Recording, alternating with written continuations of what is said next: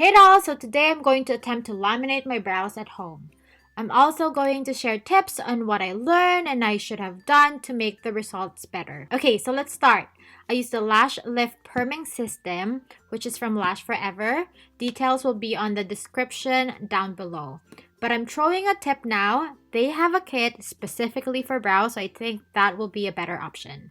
So first, you need to be sure your skin underneath your eyebrows is healthy and undamaged, meaning you don't have any zits or pimples, cuts, sunburn, and you haven't had a recent chemical peel. You also shouldn't apply brow lift after microblading or after getting any permanent eyebrow tattoos. Brow lift is recommended after 2 months has passed from microblading or eyebrow tattooing. So the first step is using this water-based glue to maneuver the brows upwards to create that bushy brow look. So my mistake during this step was applying the glue all over my brows and then fixing all my brow hairs after.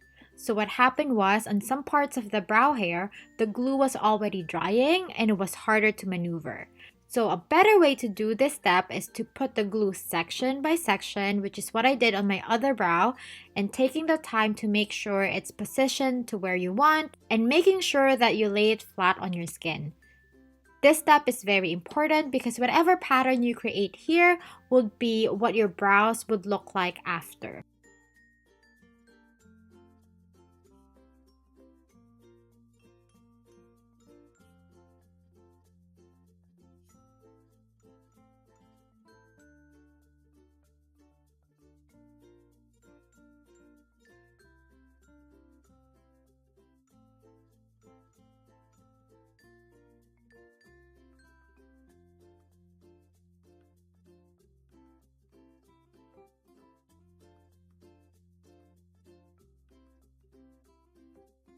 Next is applying this pink bottle No.1 Perm Lotion on my brows with a micro cotton swab. This smells like a perming lotion. It actually reminds me of how it smells like when my mom used to curl her hair super tight in the 90s. So if you can open the window, please do. I didn't, unfortunately, so the smell lingered in my makeup room for at least a week. It was a disaster. This lotion opens brow hair cuticles and softens the keratin inside the brow hairs. So this is the most aggressive product out of all the products that are used in this treatment. So use just a light layer, and as a point of reference, a little less than what I actually use on this video. So after applying the lotion, I put a saran wrap on top just to make sure my brows lay flat against my skin, and then I let it stay for 10 minutes. So after 10 minutes, I used the tool that comes in the kit to scrape off the pink lotion. I also used a Q-tip because there's still pink lotion that is still remaining. But I think it's also safe to use a cotton pad to really remove the excess perm lotion to save time. I also use a spoolie to brush up and fix the hairs to make sure that they are in place. Then I applied the No.2 blue bottle, which is the setting lotion.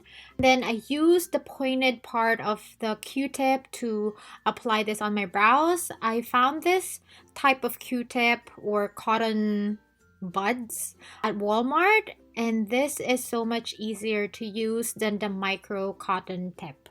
Then I put a new saran wrap and left it for another 10 minutes. So after 10 minutes, I repeated the step where I used the tool that comes in the kit to scrape off the blue lotion. I also used the Q-tip to remove it, and then I also used a cotton pad to remove the excess. And then I used the spoolie again just to make sure that the brow hairs are in place. And then after that, I actually use a mild cleanser. I use my Innisfree Bija Seed Oil Cleanser to really remove whatever lotion and whatever other products are there on my brows. And then when it's clean, I applied bottle No.3, which is the nourishing agent. And that's it. This process made my brows very manageable. Like, it really made it easy for me to let it lay flat on my skin and stand straight, because no matter how strong or good an eyebrow gel is, my brows just wouldn't go upwards. But this process really helped.